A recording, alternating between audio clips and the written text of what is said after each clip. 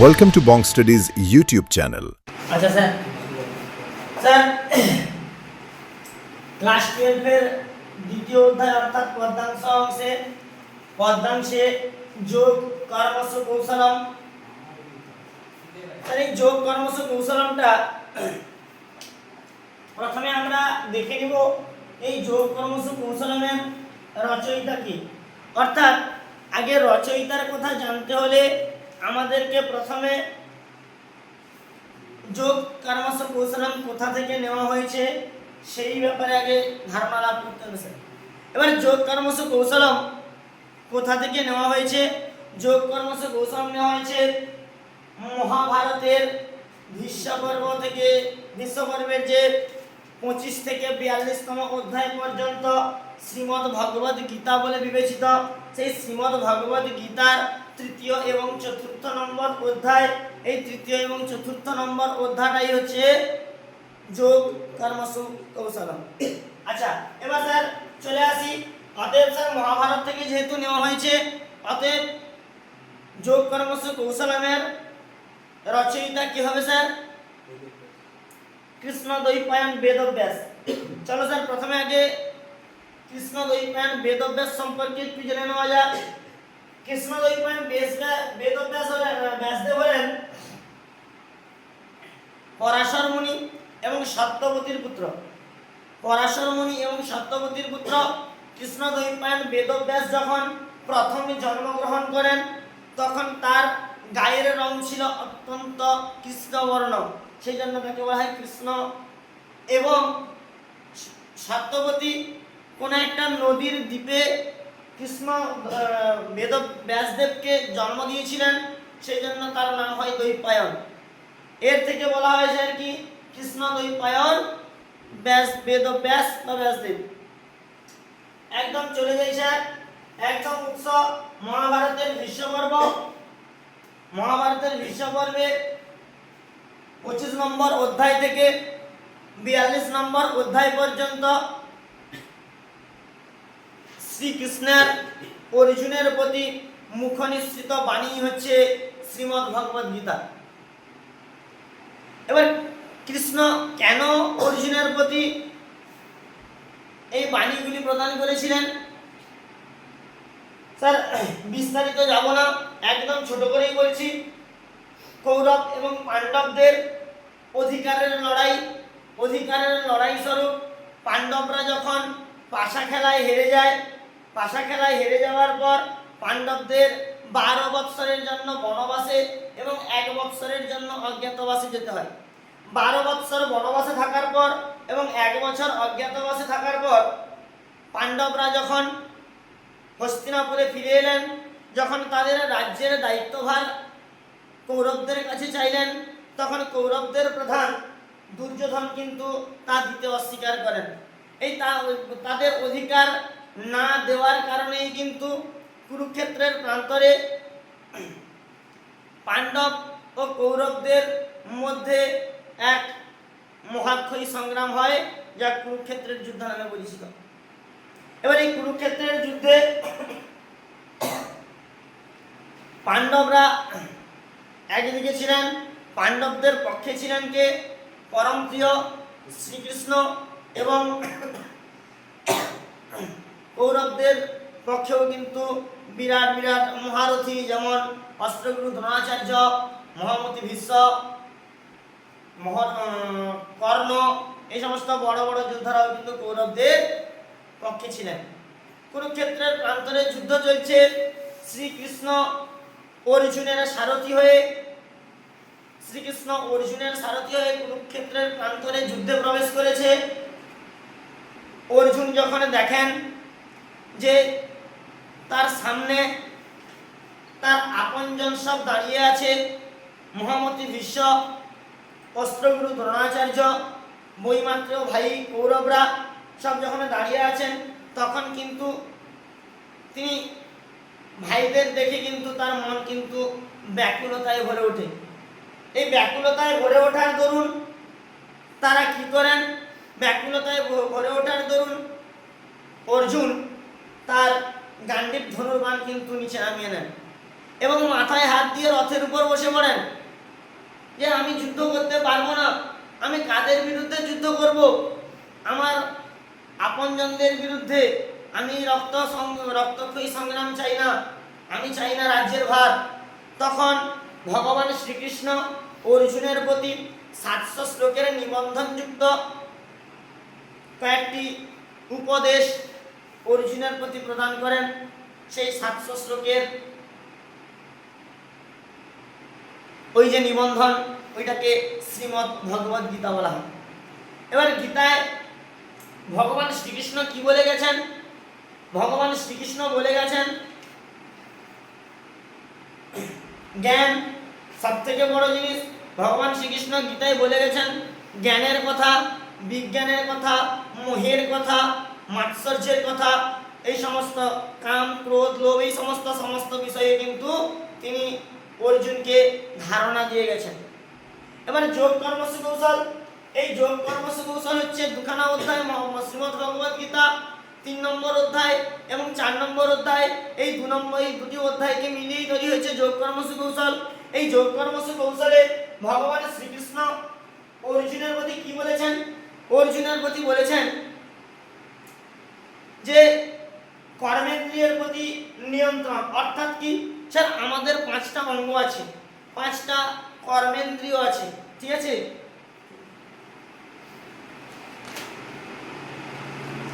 এই 5টা কর্মেন্দ্রিয় কি স্যার?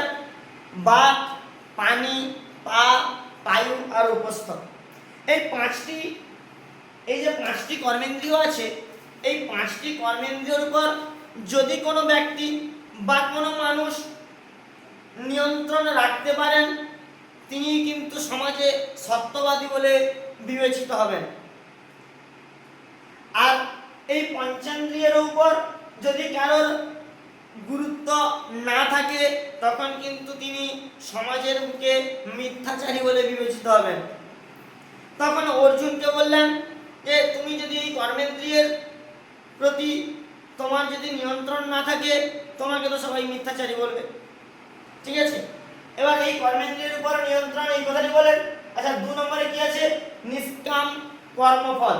ও ভগবান শ্রীকৃষ্ণ শ্রীমদ্ ভগবদ গীতা শুধু নয়, প্রত্যেকটা ক্ষেত্রেই কিন্তু বলে গেছেন যে মানুষ তার জীবনে কর্মের উপর অনেকটাই নির্ভরশীল।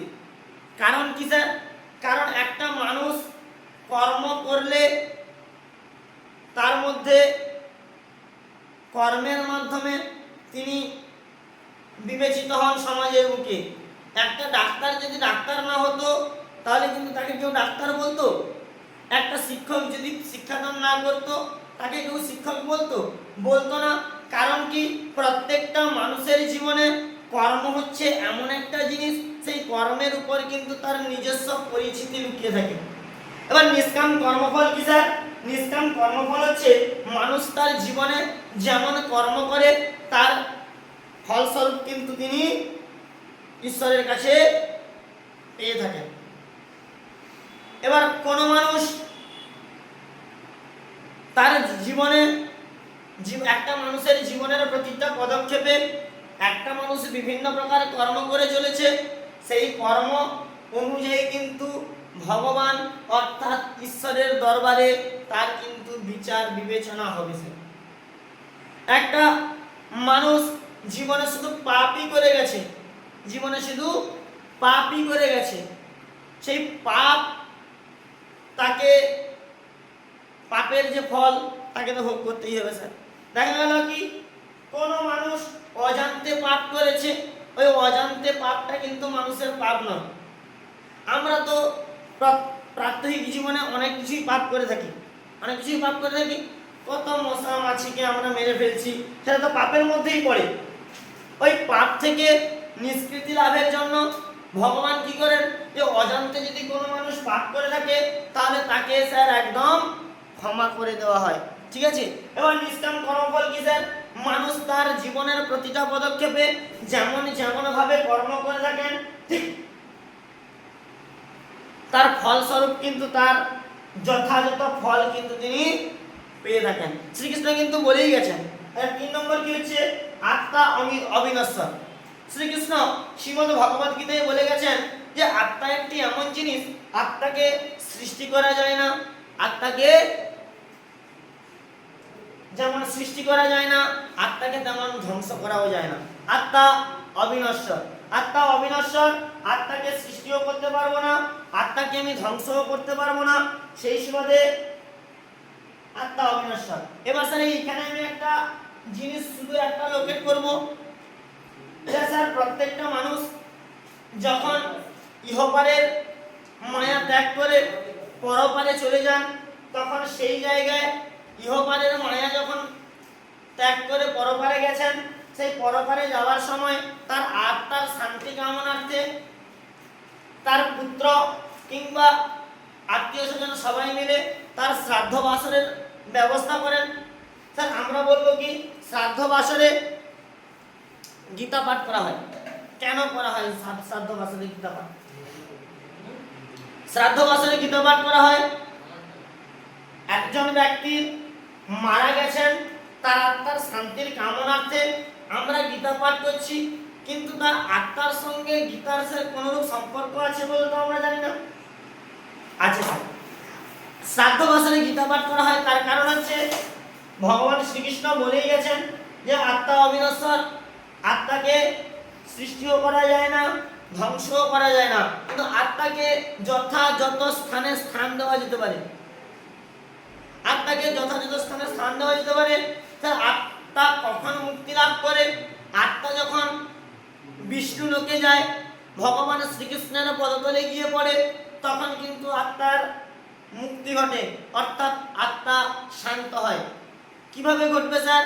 শ্রীমদ্ ভগবত গীতা পাঠ করলে, যেহেতু শ্রীমদ্ ভগবত গীতাটা ভগবান শ্রীকৃষ্ণের মুখনিসৃত বাণী, সেই মুখনিসৃত বাণীর মাধ্যমে প্রথমে আত্মা কিন্তু রুদ্রলোকে যায়, রুদ্রলোক থেকে বিষ্ণুলোকে যায়। এবার রুদ্রলোক থেকে বিষ্ণুলোকে যাওয়ার পর যখন ওই আত্মাটি ভগবান শ্রীকৃষ্ণের পদতলে ঠাঁই লাভ করে, তখন কিন্তু ওই আত্মার মুক্তি লাভ ঘটে। সেই জন্য শ্রাদ্ধ বছরে গীতা পাঠ করা হয়। ঠিক আছে? আচ্ছা এবার চলো অহংকার বা কামনার ত্যাগ। ভগবান শ্রীকৃষ্ণ বলে গেছেন যে 3টা জিনিস মানুষকে পরিবর্তন করতে পারে, 3টা জিনিসের উপর মানুষের নিয়ন্ত্রণ। এক হচ্ছে কাম, 2 হচ্ছে ক্রোধ, 3 হচ্ছে লোভ। এই 3টা জিনিস মানুষকে যথাযথভাবে সমাজে গড়ে তুলতে সাহায্য করে। স্যার প্রথমে চলে আসি কাম, অর্থাৎ কামনা। মানুষ কিন্তু কর্মের মধ্য দিয়ে কিন্তু কামনার উদ্যোগী হয়।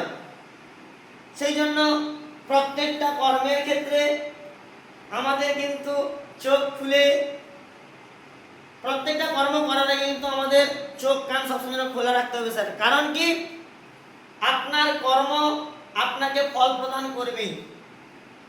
এবার মানুষ কর্মের থেকে অহংকারের জন্ম দেয়, আর অহংকার মানুষকে পতনের দিকে ঠেলে দেয়। তাহলে স্যার আপনার কর্ম আপনার পতনের কারণ যেন না হয়। আপনার কর্ম আপনাকে কি তৈরি করবে স্যার? আপনার কর্ম আপনার মনে অহংকার তৈরি করবে। অহংকার আপনার পতনের মূল কারণ হয়ে উঠবে। সেজন্য স্যার কর্মটাকে ঠিকঠাক থাকা দরকার স্যার। এবার স্যার আপনারা বলবেন কি স্যার আমরা তো সবাই প্রণাম করি, আমরা প্রণাম কেন করি? আশীর্বাদ নেওয়ার জন্য। স্যার আশীর্বাদ যদি আমরা দিতে পারতাম তাহলে ভগবানের জায়গায় আমাদের পূজা হতো, ভগবানের জায়গায় আমাদের পূজা হতো, আমরা আশীর্বাদ দেওয়ার কেউ নয়। এবার তাহলে প্রণাম করি কেন স্যার? স্যার প্রণাম করলে অহংকার কমে। যখন তুমি তোমার উঁচু মাথাটা কারোর কাছে নিচু করেছো, সবার কাছে নিচু করতে বলছি না, কারোর কাছে নিচু করেছো, সেই নিচু মাথাটা যখন তুমি তার পায়ে হাত দিয়ে প্রণাম করলে, অর্থাৎ তার পায়ে হাত দিয়ে প্রণাম করানো মানে যে তোমাকে সে আশীর্বাদ করে একদম ধন্য করে দিল, সেটা একদম নয় স্যার। প্রণাম করলে স্যার অহংকার কমে, মানুষের অহংকার কমে। কারণ কি যার মধ্যে অহংকার থাকে সে কাউকে প্রণাম করতে যায় না, যার মধ্যে অহংকার থাকে তোমার মধ্যে অহংকার আছে কিন্তু তুমি প্রণাম করতে গেছো মানে তোমার অহংকার কমেছে। ঠিক আছে? আচ্ছা, আর একদম সবথেকে এই অধ্যায়ের এই অধ্যায়ের বিষয়বস্তু অর্থাৎ যোগ কর্ম কৌশলের বিষয়বস্তু ব্রহ্ম জ্ঞান লাভ করা। স্যার আমি প্রথমেই বলেছি ভগবান শ্রীকৃষ্ণ জ্ঞানের কথা বলে গেছেন শ্রীমদ্ ভগবত গীতায়। ওই জ্ঞানের কথা তিনি প্রথমে কাকে বলেন? অর্জুনকে বলেছিলেন জ্ঞানের কথা। ওই জ্ঞানটা কেমন জ্ঞান হবে স্যার? ওই জ্ঞানটা ব্রহ্ম জ্ঞান হবে। ব্রহ্ম জ্ঞান কার আছে? একমাত্র আমরা জানতাম কি যে যারা ব্রাহ্মণ হয় তাদের ব্রহ্ম জ্ঞান থাকে। স্যার ব্রহ্ম জ্ঞান তারই থাকে যার জ্ঞানে সকল পৃথিবী মুখরিত হয়ে ওঠে। এবার প্রত্যেকটা মানুষকে জীবনে এমন একটা গুরুর প্রয়োজন। প্রত্যেকটা মানুষের জীবনে এমন একটা গুরুর প্রয়োজন, সেই গুরুটা যেন আপাতমস্তক সৎ হয়, তার মধ্যে যেন ব্রহ্মত্ব লুকিয়ে থাকে, তার মধ্যে যেন জ্ঞানের অপরূপ ভান্ডার থাকে, যাতে মানুষ তার কাছ থেকে জ্ঞান লাভ করতে পারে। আর কি থাকে স্যার? আর ওই মানুষটাকে অনুসরণ করে যেন একটা সমাজ গঠিত হয়, সমাজের প্রত্যেকটা মানুষ ওই মানুষটার উপরে নির্ভর করে যেন চলতে থাকে, সেটাকে বলা হয় স্যার ব্রহ্মজ্ঞান। এবার ব্রহ্মজ্ঞান লাভ করবে কারা? ব্রহ্মজ্ঞান লাভ করবে তারা যারা এই তার কর্মেন্দ্রিয়ের উপর নিয়ন্ত্রণ রাখতে পারবে, নিষ্কাম কর্মফলের ফল পাবে স্যার। অতএব তার কর্ম অনুযায়ী তার জ্ঞান পরিচিতি লাভ করবে সে। আর কি স্যার? যার অহংকার বোধ থাকবে না এবং যার মধ্যে জ্ঞানের অপরূপ ভান্ডার থাকবে।